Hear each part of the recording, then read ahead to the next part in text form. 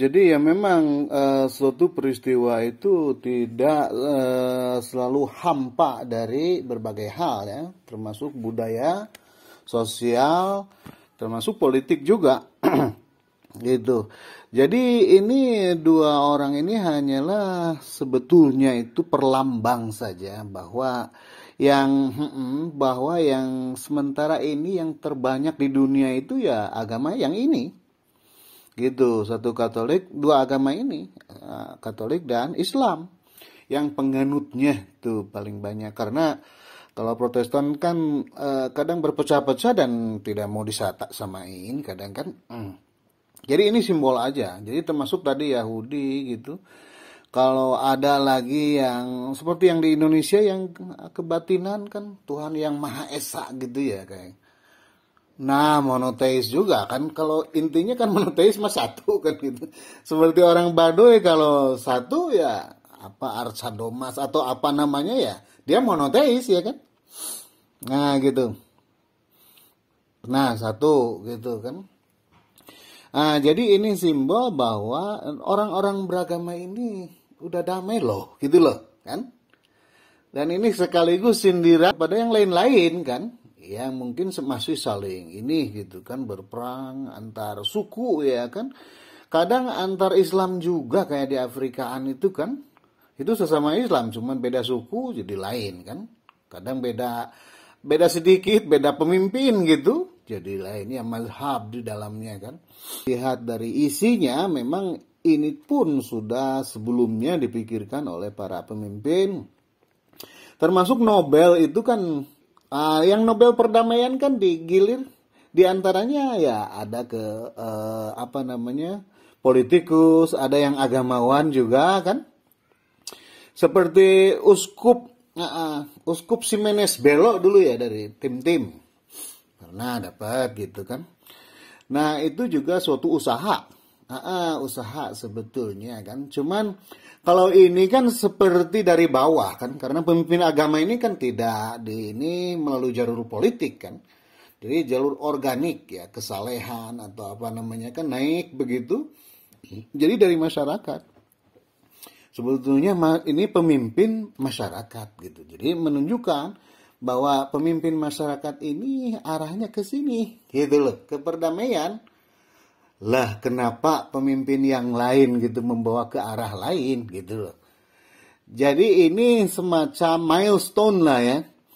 Dan menurut juru bicara dari Paus itu, jadi dari sebelumnya sebetulnya kayak ya kemerdekaan kan. Kalau ini melanjutkan dari revolusi Prancis, jadi yang liberté, égalité, fraternité ini. Nah, yang liberté kan sudah pada ini kan, ya negara-negara pada itu apa namanya bebas, merdeka gitu, sudah sering lah kan ini. Egalite juga ya kaum misalkan dari komunisnya misalkan kan, dan yang bersuara dengannya gitu loh. Tidak, not necessarily harus komunis yang ini pejuang equality kan. Kalau yang Marx itu misalkan dengan ekonomi harus egaliter juga gitu loh. Jadi makanya pada hengkang yang pinter-pinter kan dari negara-negara komunis karena disamain makannya kan. Padahal mikirnya beda. Kira-kira begitu. Tapi itu juga sudah dilakukan oleh banyak pihak lah kan. Nah, yang terakhir ini, yang fraternity ini seperti hanya menggantung gitu. Belum ada yang mengini lagi gitu ya. Apa namanya? Tadi itu. Jadi kalau milestone itu apa? Rambu lalu lintas belum ada lagi yang mematokin gitu loh. Wah, ini harusnya ke sini arahnya kan gitu. Jadi sebetulnya ini ide yang universal juga. Tadi kan revolusi Prancis itu revolusi kata ini bourgeois. Kata Marx bourgeois atau kapitalis atau apa. Tapi intinya bukan dari agama lah kan. Gitu loh. Nah, jadi ide itu sebetulnya sudah ada di non agama juga ya. Sebut saja sekuler lah kan. Prancis setelah itu kan sekuler sampai sekarang. Nah, ternyata agama juga kan dengan berbagai dalil, doktrin dan sebagainya itu menyimpulkan kita memang fraternity harusnya kan. gitu. Jadi kisah Adam ya, anak Adam itu yang saling bunuh gitu ya, yang berkelahi dan ada yang terbunuh begitu ya. Itu Qabil Kabil itu di berbagai agama yang mengambil cerita itu, sebut saja 3 agama ya, Yahudi, Islam, Kristen lah kan. Itu kan dikutuk si Kainnya itu ya, dalam berbagai khotbah atau apapun lah kan, itu selalu dijadikan simbol musuh manusia gitu. Jadi manusia yang seharusnya dimusuhi itu kayak gini, nah, kan gitu. Nah, jadi yang sebetulnya beyond itu, kalau saja si Cain ini misalkan ada sabar dan sebagainya, itu dengan cara dialog. Jadi sebetulnya kan itu bersaudara. Itu tuh ya, Qabil Habil itu, tapi tidak melakukan persaudaraan gitu. Jadi mengeliminasi yang lain gitu ya. Sebetulnya kalau jadi cerita ini bisa dari the origins of humanity gitu sebetulnya kan. Yang berasalkan saudara itu kan dari bahasa Indonesia itu artinya satu udara ya. Jadi dalam rahim gitu ya, satu rahim gitu, satu telur. Nah, dalam satu napas itu exactly betul itu sih. Qabil Habil itu memang dalam ya lewat jalur yang sama gitu keluarnya ya kan. Gitu. Jadi sebetulnya kembali kepada kemanusiaan itu sendiri yang sebetulnya juga ini terus ke sekarang ya. Jadi masih ada concern ya, termasuk di negara-negara maju gitu. Kayak Kanada itu katanya udah 4.000-an perempuan hilang gitu ya kan. Yang menghilang aja katanya gitu. Ini berarti ada sesuatu yang kurang beres gitu ya kan.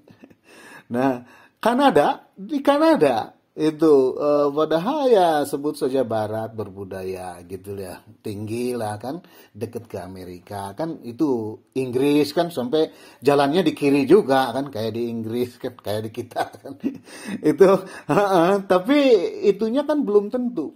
Kalau di kita mungkin sebut saja masih campur ya, ada orang kampungnya gitu ya, ada jeger-jeger kampungnya gitu ya, ada yang mungkin ya tidak ngotak gitu. Ini Kanada ngotak gitu, tapi begitu juga kan gitu. Jadi kadang ya kayak tadi perempuan itu tidak dianggap saudara kan sama laki-laki berarti ya kan. Gitu. Dianggapnya mungkin saingan. Bayangkan itu kan di dalam teks itu ceritanya tentang yang disebut oleh Marx dulu sebagai remaining people gitu ya. Orang yang ditinggalkan gitu, yang anger didinya kene gitu, batur geus ka mana kan gitu. Orang lain sudah jadi kapitalis, jadi apa gitu. Ini masih tetap di sini kelas buruh. Jadi orang cadangan kan kayak gitu. Oleh karena itu, Marx perlu menyuntikkan ideologi itu dan kemudian melawan kan gitu. Nah, ternyata ya sekarang masih ada kan gitu.